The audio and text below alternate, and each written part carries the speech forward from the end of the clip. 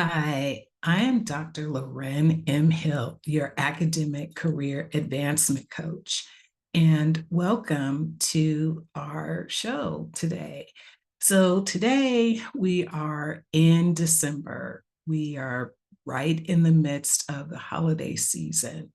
And I want to talk today a bit about planning. So I'm sure many of you by now have seen so many stories about menu planning, right? We're on the other side of Thanksgiving, and frankly, you're going to see probably a lot more recommendations on how to get your menu together, right? So by the time we get to New Year's Eve, we will have baked, cooked, shared meals, planned meals, all of that great stuff, right? But I want to talk to you about your holiday mental health planning. You all know that I am a licensed clinical psychologist. I've been in academia for a number of years as well, but I'm always trying to tie in the mental health aspects of what we do. So, what are your plans for this holiday season? How do you plan to have a healthy approach? Are your plans specific? Are they general? Do you tend to go everywhere you're invited or try to fit everything in with family, friends? You may have young children or older family members. How do you plan? And so, what's the difference between generic and specific? And what I would say is, we probably have a bit of both. We know it's the holiday season. We know we're going to do probably holiday themed events, go to some gatherings, maybe host some holiday gatherings. And then we also have the specific things that we know we're going to do perhaps on specific days. So, how will you celebrate? Will you celebrate at all? Those are some things to think about. And then which ones should you or which ones should you not? Take those things into consideration, and we'll touch a little bit more about that as we move through today's show. So, another thing to consider is how much are you going to spend, right? We've all heard about having a budget. Maybe some of us stick to a budget, maybe others just, say, well, it's the holidays, so I'm just going to spend whatever I spend. No judgment on either way, but just know that we all typically spend a bit more during the holiday season. And sometimes, even for those who plan with a budget, you might go a little over because you're invited somewhere and you want to bring a hostess gift or, those little things that we don't always account for. So think about that, right? What I would say is whatever your approach is, try not to make your plan so fixed or rigid that you don't have room to adjust it, because that can be stressful. Now, I know we're talking about the holidays, and this is an academic career advancement podcast, and that's what I specialize in. But remember, these are all leading and lead towards mental health and mental wellness, because one thing can really just tip us over the edge, right? And so I've been talking to people the last couple of months, and it's been a really, let's say, event filled year, right? So we're on the other side in the US of elections. Prior to that, we had the Olympics. And I remember somebody was saying one year, at least again in the US, every 4 years, we go through this cycle of having our major elections, but they always tend to fall at the same time of the Olympics. So whether you follow sports or not, it just seems like there's a lot going on in those years where both of those major events fall, as well as all of the other world and local events. So this year, for some of us, has been rather taxing. So I think it's important for me to talk about mental health and, what we can do to make sure that we're doing the best we can in the current situation that we're in. I also know that there's been a number of issues regarding the field of academia. And so some of the budgets have been cut, some enrollment is down, some has, ballooned. And how do we adjust those things? If you are an administrator in higher ed, what does your budget there look like? So maybe this is a time that we can kind of pause some of that and then look toward this season with some opportunities to get our own mental health and wellness in order, right? Just think about that.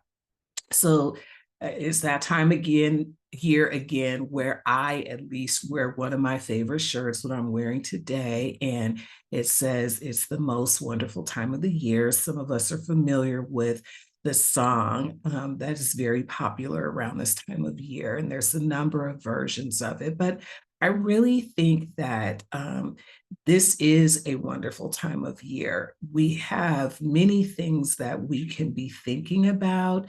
We're coming to the end of the year. We're starting a new year. And there's some opportunities to reflect.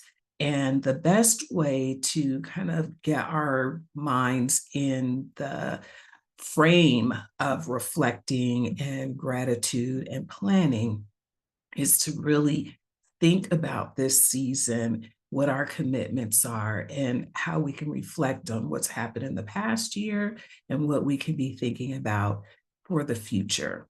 So with that said, let's look at our specific piece of the holiday mental health plan. Now we're going to go a little bit deeper. So I'd like for you to definitely look at your calendar and think about, now that we're on the other side of Thanksgiving, what holiday events do you have to attend, host, be a part of? These could even be at your academic institution. Some of us have student events, some of us have faculty and staff events.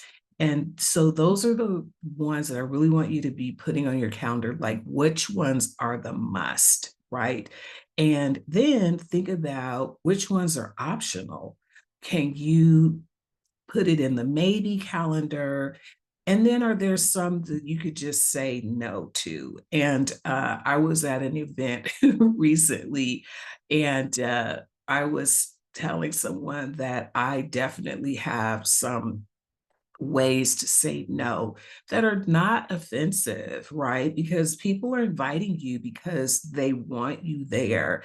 But there's times when I just can't do another thing. And I think that it's important for us to realize and acknowledge that we can't be everywhere all the time. We can't be all things to all people. We can't be all things to our institutions.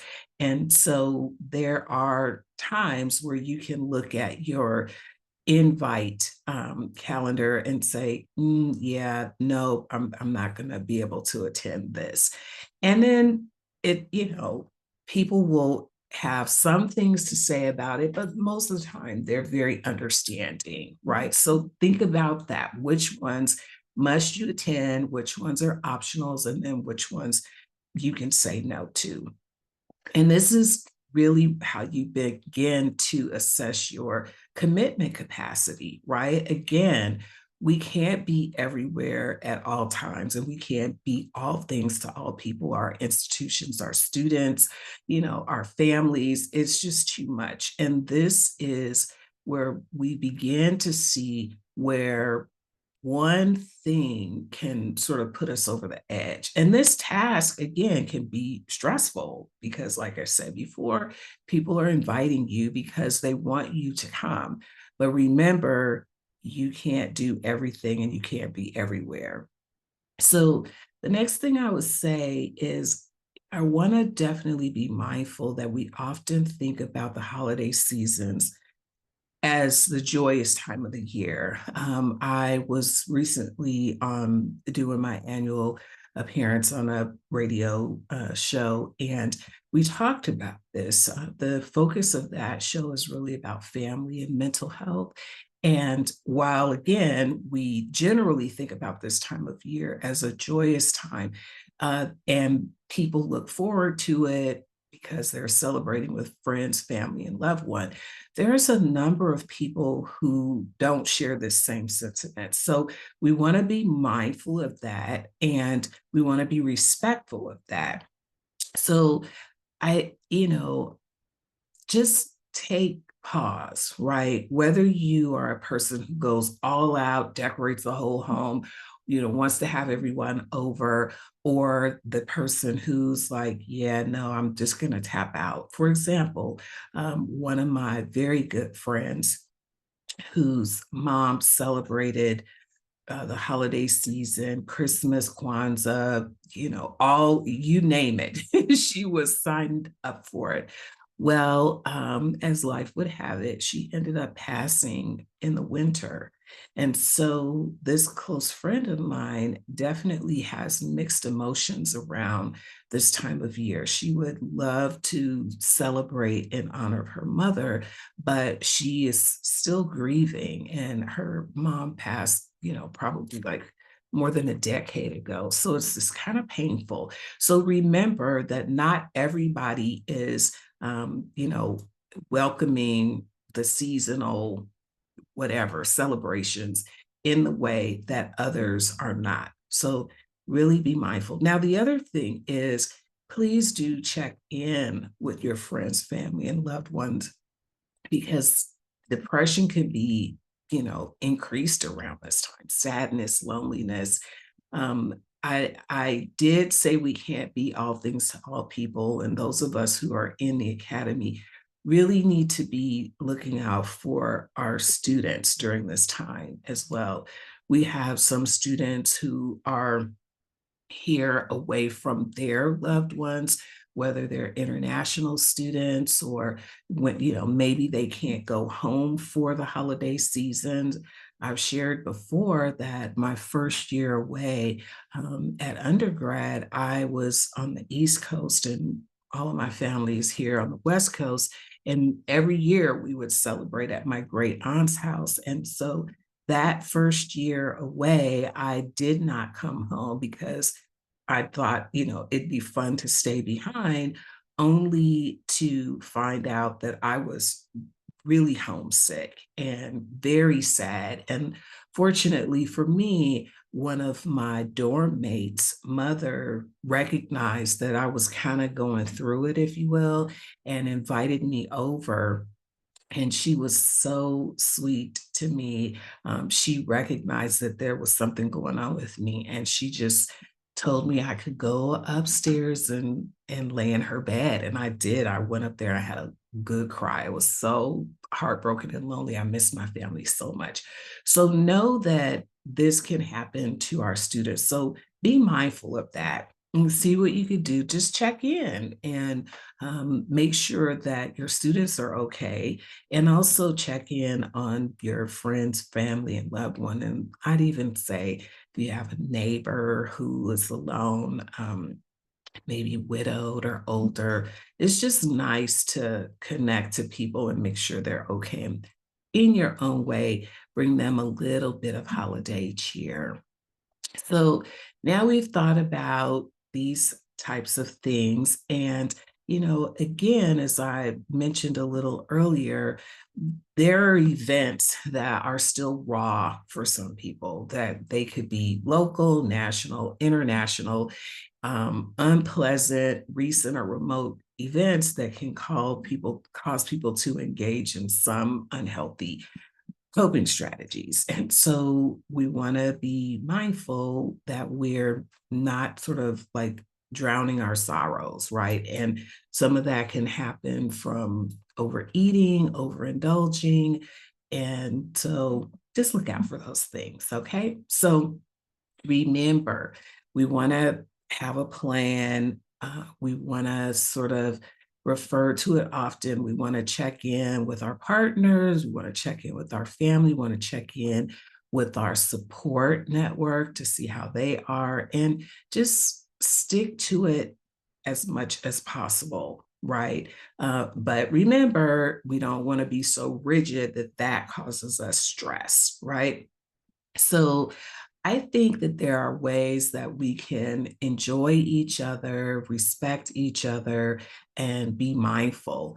And so the next thing that I want to bring up is, be careful about how much news and social media that you take in during this time. Another thing that I was mentioning on this show, this holiday show dedicated to, mental health and wellness during the holidays, is that there is no study, no research out there that says that being on social media and watching the 24-hour news cycle, and sometimes, not being on it 24 hours, but almost that much, um, is healthy. There's nothing healthy about that. And I think that we can sometimes get lured into this being on our phones, or just, rage baiting type of news and updates. And it's just not good for our mental health and well-being. So I'm not here to be the social media or news manager telling you how long to be on it. But I would just say, if you could take some time to unplug or tune out and do something joyful or joyous, and just for a little bit of time, right? You might find that your mental health and wellness um, increases for the positive. So, what are some things that you can do? Well, everybody has their own strategies for self care, if you will. I think that, well, for me, what I like to do is just turn on some music. I then also like it to be quiet. I like to go out to my backyard and just engage in nature. I've often said, and will continue to say, that we need to look up more often. And when you do that, when you lift your head, it's good for your posture. When you're looking up to the sky, you might see something interesting. Even if you're just cloud gazing or, stargazing, the mysteries of the universe and the world can really help to put things in perspective, right? So when you're listening to your music, hey, I know we're all pros at this now. Make your own playlist, right? We've all got access to streaming. We can create our own stations. I trade with some of my friends, and I think it's really fun. So when we go outside, weather permitting, take a walk, right? Exercise is good for everyone, even moderate exercise. I'm going to say it again and again, look up, right? And then also look down. So you want to just, flex your head up and down, not hyperextend, but give it a little stretch, right? We're on the computer, we're on our phone, and that really isn't the best way for us to be, in terms of holding position. So make sure you do some good stretching. Engage your artistic self. Did you know that we all have one, right? Now, hey, I am not the best painter in the world, but a few years ago during the pandemic, one of the things that I did was those adult coloring books. And I really liked them because they gave me an opportunity to engage my hand, my fine motors, my eyes, just be creative with my own colors. And believe me, they're not going to win any awards, and they're sitting over there. No, I'm not sharing them in with anybody, but it really helped me to just focus on a task. So do you, whatever that is. Now, one of the things that I did take up that I happen to sort of be a natural it is photography. So I invested in a really nice camera. But We all have cameras at our fingertips now. No matter what type of phone you have, you can take some really fun pictures. And that is something that you might find enjoyable. And I tend to not take pictures of people. I'm good at it, but I like architecture. I like the nature. So try something different, right? Challenge yourself to learn something new. Now, we're all in the academy. We're very skilled and proficient in our areas of expertise, but step outside of your boundaries and find a new thing to learn about so that we're not just doing the same thing over and over again. It's very healthy. Well, we talked about starting this whole session with the menu planning. How about you sit down and cook something, right? Have your partner, your kids, your friend, a family member, invite them over and try a new recipe. One of my very good girlfriends during the pandemic, it was so sweet of her, um, bought me a cooking lesson with a fairly popular chef. And it was, of course, all remote. But the notion of sitting there doing this fabulous meal with this chef was amazing. Now, have I tried to cook it again? I have. Is it the same as when I did it with him? It wasn't. But still, that is something that I will remember forever, and she will too. So try to cook something new or cook something old, right? I mean, if you've got a favorite recipe, and then we were just somewhere this past weekend, and over the Thanksgiving holiday, I should say. And one of our friends asked me, she's like, "Oh yeah, Lorraine, you love to cook." And I said, "I actually do love to cook, but I love to cook when I want to cook, right?" And she whispered in my ear, she said, "I despise cooking." And I said, "I respect that 100%." Right? So there's always someone who will cook, and then there's always someone who will eat. So if it's not them helping, assisting, chopping or something, they could just sit around and chat with you while you are cooking. But I think it would be fun to just try something new. Now, this time of year here in California, we have really good weather generally, right? So I like to go to a couple of the botanical gardens. The zoo here has zoo night lights, and there's all types of places around here. And, as even if we have to take us like a 60-minute drive or something, we can find amazing places, and you just drive around looking at how nice it is. Now, some places due to weather, you can't do that, but please find something to do new, something that is going to bring you some joy and kind of get you outside of the grind. We're always grinding, generally speaking, right? Most of us are at work. And I wanted to take this last podcast of the year and just kind of not talk about work, right? Let's just take a break. And whether your winter break is, just a couple of days because you're an administrator, or if it's more than that because you're on a contract that gives you a particular amount of time off while the students are away, whatever that is, please take some time for yourself during this holiday season and do your healthy holiday menu plan.